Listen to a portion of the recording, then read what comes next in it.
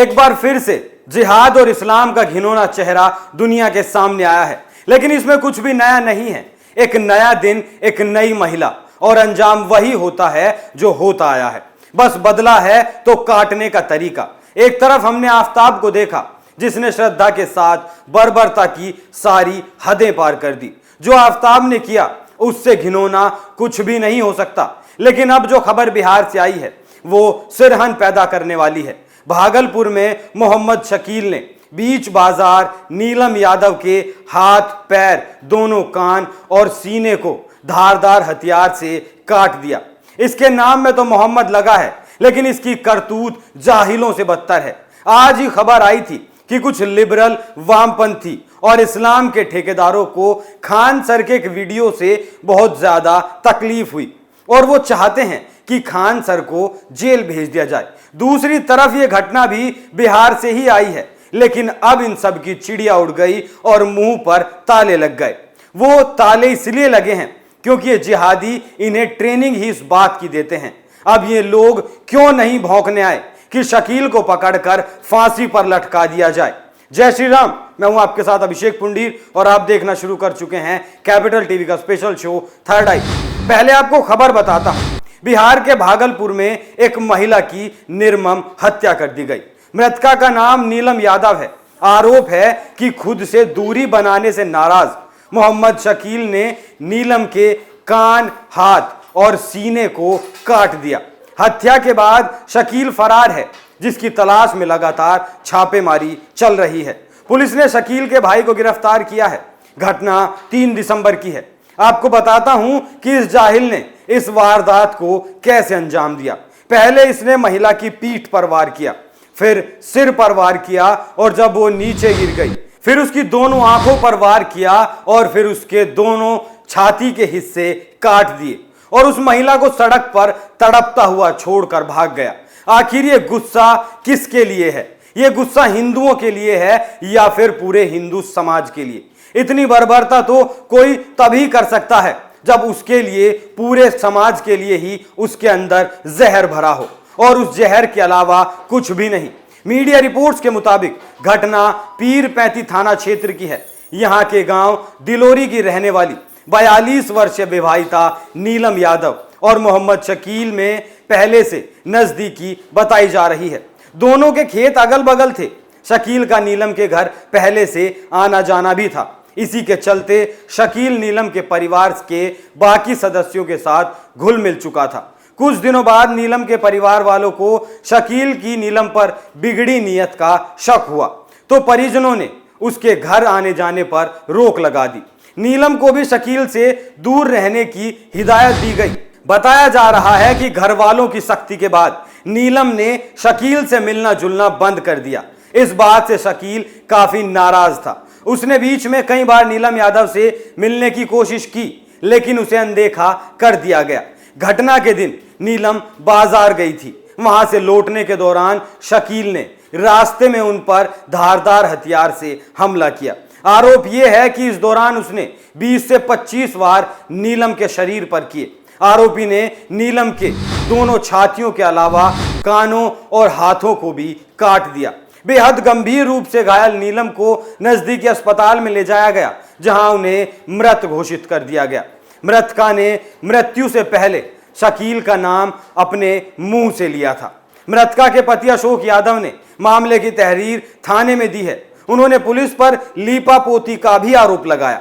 बताया जा रहा है कि शकील की तलाश में पुलिस लगातार छापेमारी कर रही है। वहीं उसके भाई को गिरफ्तार भी किया गया है। पूछताछ की जा रही है उससे। भाजपा ने इस घटना के बाद बिहार सरकार पर सवाल खड़े किए हैं। बीजेपी के ओबीसी मोर्चा महासचिव निखिल आनंद ने तेजस्वी और नीतीश से सवाल किया है कि वो इस घटना को सामान्य घटना मानते हैं या सांप्रदायिक घटना। अशोक यादव। पत्नी का क्या नाम था? नीलम देवी। क्या हुआ? घटना क्या हुआ? घटना ही बाजार से आ रही थी। हाँ हर दिन टेम्पू पकड़ के आ रही थी। हाँ। कल संजोग ऐसा हुआ कि टेम्पू नहीं मिलने के कारण पैदल आ रही थी। बस उसी जगह उसका बसा है, रास्ते पर। कहाँ पर? पहाड़वा पर उसका बसा है, रोड के ऊपर में। तो गम लिया कि जा रही है, बस पीछे पीछे आकर के पहले पीठ पर झबिया चलाया, हाँ, उसके बाद माथा पर मारा तो ये गिर गया। हाँ, गिरने के बाद दोनों हाथ काट दिया, हाँ, इसमें भोग दिया, हाँ, दोनों स्तन को काट दिया।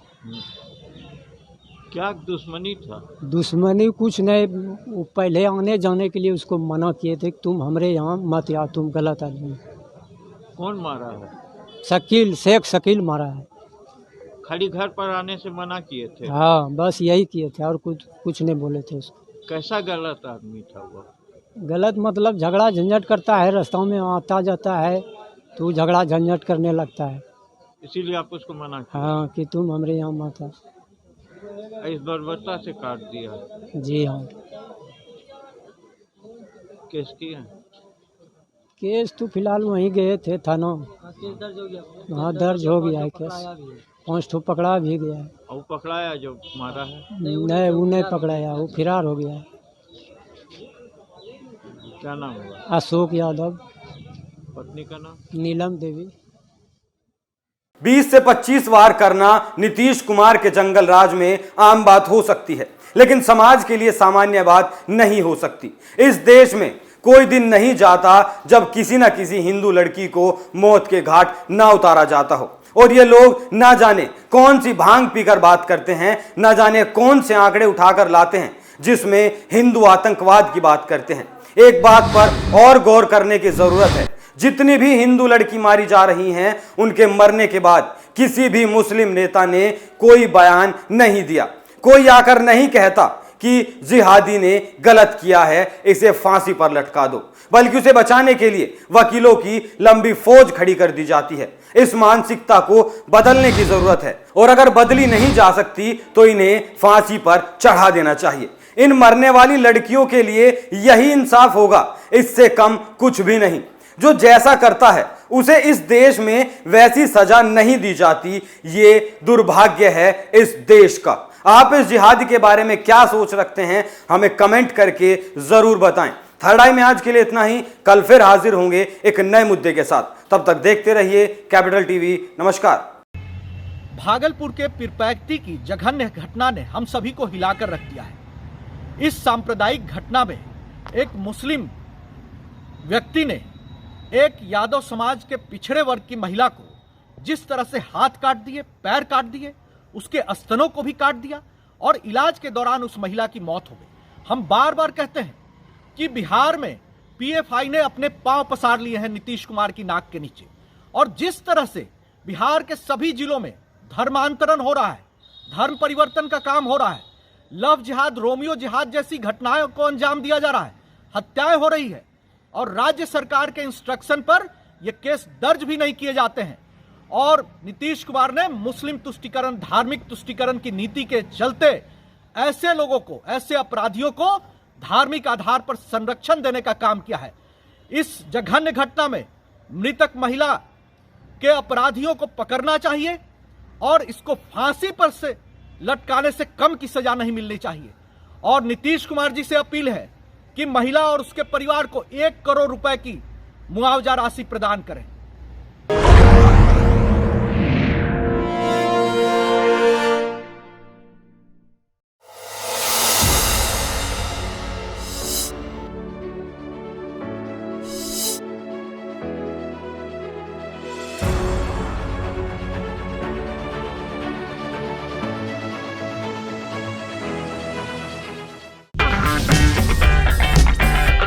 अगर आपको हमारा वीडियो पसंद आया हो तो इसे लाइक करें, हमारे चैनल को सब्सक्राइब करें और हाँ, बेल आइकन दबाना ना भूलें ताकि आप तक हमारे वीडियो की नोटिफिकेशन पहुंचती रहे। आप अपना सुझाव हमें कमेंट बॉक्स में दे सकते हैं। हमारे साथ जुड़ने के लिए शुक्रिया।